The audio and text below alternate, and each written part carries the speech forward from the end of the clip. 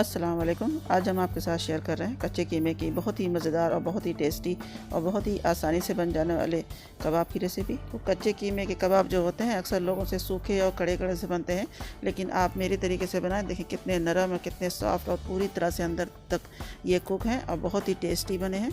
और खुशबू तो इसकी ऐसी है कि जैसे आप कहीं इसके रेस्टोरेंट से लेकर आए हैं। तो आइए बनाना शुरू करते हैं। और आपको हमारी रेसिपी पसंद आए तो हमारे चैनल को सब्सक्राइब कर लें और बेल आइकन को भी ज़रूर प्रेस कर लें, ताकि आने वाले इसी तरह की रेसिपीज़ की अपडेट्स आपको मिलती रहे। तो आइए सबसे पहले इंग्रेडिएंट्स देख लेते हैं और बनाना शुरू करते हैं। तो यहाँ पे हमने हाफ़ केजी कीमा लिया है और कीमे को धो के हमने करीब 15 से 20 मिनट के लिए एक स्ट्रेनर में रख दिया था। और उसके बाद इसका जब अच्छा सा पानी निकल गया तो इसे हमने ग्राइंडर में थोड़ा सा घुमा दिया ताकि और बारीक हो जाए। और आप चाहें तो इसे बारीक वाला कीमा ही ले लें, तो 2 से 3 बार मशीन में निकलवा दें। तो कच्चे कीमे के जो कबाब होते हैं वो अच्छे से बारीक कीमे के बनते हैं, तो अच्छे बनते हैं और जल्दी से पक के तैयार हो जाते हैं। बाकी जो काम है वो कच्चा पपीता इसके साथ कर देता है। तो आइए इसमें सारी चीज़ें हम डालते जाएंगे और आपको बताते जाएंगे इसमें क्या क्या चीज़ें हैं। तो सबसे पहले हम पाउडर मसाले देख लेते हैं। यहाँ 1 टीस्पून हमने गरम मसाला पाउडर लिया है, हाफ़ टी स्पून कुटी हुई मिर्चें, 1/4 teaspoon red chilli powder, 1 tablespoon नमक है और 2 चम्मच लिया है जिसमें से कि 1 चम्मच धनिया है, 1 चम्मच ज़ीरा है। हल्का सा रोस्ट करके इसे मैंने दरदरा सा पीस लिया है। और 1/4 टीस्पून हमने यहाँ जावित्री इलायची का पाउडर लिया है। इसकी वीडियो हमारे चैनल पे ऑलरेडी अपलोडेड है और आपको मैं इसका डिस्क्रिप्शन बॉक्स में इसका लिंक दे दूँगी। ये सारे मसाले हम डाल देते हैं। यहाँ पे हमने हाफ़ कप भुने चने का आटा लिया है, तकरीबन 50 से 60 ग्राम। और इसकी जगह पे आप भुने हुए बेसन का भी यूज़ कर सकते हैं। वैसे ये बहुत आसानी से मार्केट में मिल जाता है, इसे आप ग्राइंड करके पाउडर बना के यूज़ कर लें। बेसन को यूज़ करने के लिए आप हल्का सा रोस्ट करें, लो टू मीडियम हीट पे हल्का सा भून लें और उसका कच्चापन दूर हो जाए, खुशबू आने लगे और हल्का सा कलर चेंज हो जाए, बस इतना कर लें। उसे आप बहुत आसानी से यूज़ कर सकते हैं। इसे भी हम डाल देते हैं। प्याज हमने ली है कस के, एक बड़ी प्याज है। इसका पानी अच्छे से हाथों से निचोड़ के निकाल दिया है। तो पानी निकालना बहुत ज़रूरी है, वरना हमारे कबाब ख़राब हो सकते हैं, पिछे हो जाएंगे तो जो कि अच्छे नहीं बनेंगे। एक मीडियम साइज़ की प्याज है जिसे हमने फ्राई करके क्रश कर लिया है। 2 टेबल स्पून देसी घी है, इससे अच्छा हमारा कबाब बहुत सॉफ्ट बनता है। और ये यहाँ पे कच्चा पपीता है और ये मैरिनेट करने के लिए बहुत ज़रूरी है। हमने करीब 3 चम्मच लिया है। अदरक लहसुन का पेस्ट है जो कि करीब 2 टीस्पून है। यहाँ पे 5 से 6 हरी मिर्चें हमने बारीक काटी है। आप अपने टेस्ट के हिसाब से लीजिएगा, जैसी आपकी तेज़ मिर्च है, कम मिर्च है, वो ले लीजिएगा। तो हमने 5 से 6 ली है, काफ़ी बारीक काटी है। और हाफ़ लेमन जूस इसमें हम ऐड करेंगे, इसे अच्छे से निचोड़ लेते हैं बीजों को हटाते हुए। और यहाँ पे हरी धनिया है, ये हम ले लेते हैं, देंगे। इसे हम खूब अच्छी तरह से मिक्स करेंगे।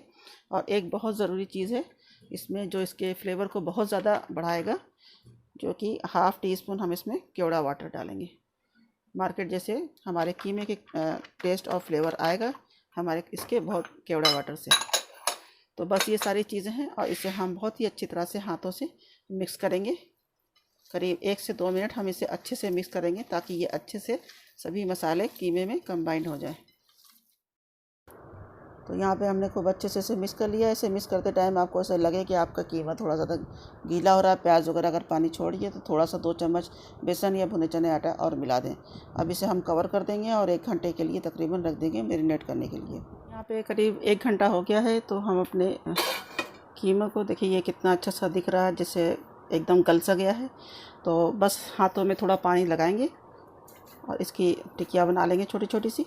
बहुत छोटी नहीं बनाएंगे क्योंकि ये थोड़ा सा पकने के साथ थोड़ा सिकुड़ जाती है। और थोड़ा पतला बनाएंगे ताकि ये कच्चे कीमे की टिकिया है तो अच्छे से ये काफ़ी अच्छे से पक जाए, इसलिए बहुत मोटा नहीं बनाएंगे। तो इसी तरह से हाथों को गीला करते हुए सभी इन टिकियों को हम बना लेते हैं अच्छे से। और ध्यान रखें बहुत ज़्यादा मोटी ना बनाएं और बहुत छोटी ना बनाएं। यहाँ पे एक पैन में हमने ऑयल को गर्म कर लिया है, मीडियम सा हीट ऑयल है। और फ्लेम को हमने अपने लो टू मीडियम रखना है। यहाँ पे बहुत ध्यान देने वाली बात है कि हीट को ज़्यादा तेज़ नहीं करना है, नहीं तो हमारी टिकिया जल जाएंगी। और बिल्कुल लो भी नहीं करना है, वरना टिकिया बनते टाइम टूट जाएंगी। तो इन चीज़ों का ख्याल रखते हुए हम अपनी लो टू मीडियम हीट पे 1 बाय 1 सारी टिकियों को ऐड कर लेंगे। और जब नीचे के साइड से अच्छा सा कलर आ जाएगा उसके बाद हम इसके साइड को चेंज करेंगे।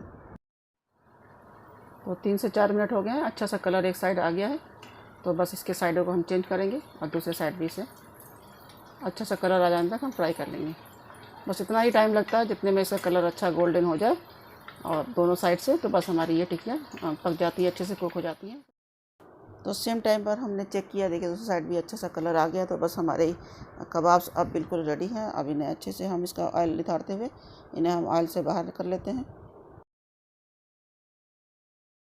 तो सेम उसी तरह से हम अपने सारे कबाब्स को फ्राई कर लेंगे और बस अच्छा सा कलर आने तक, और उसके बाद हमारे कबाब बिल्कुल रेडी हैं। तो बस गर्मा गर्म अपने कबाब को प्याज के ताज़े लच्छों के साथ, टमाटर या नींबू के साथ, हरी चटनी के साथ इसे सर्व करें एज स्नैक के तौर पे, या फिर पराठे या रोटी के साथ। बहुत ही मज़े के लगते हैं। आप इसे ज़रूर बनाएं और फीडबैक दें। रेसिपी पसंद आए तो लाइक और शेयर ज़रूर कर दें। वन टाइम मेरे चैनल को सब्सक्राइब करना ना भूलें। इस मज़ेदार से रेसिपी के साथ हम अब इजाज़त लेते हैं। अपना ख्याल रखें, हमें अपनी दुआओं में याद रखें। अल्लाह हाफ़िज़।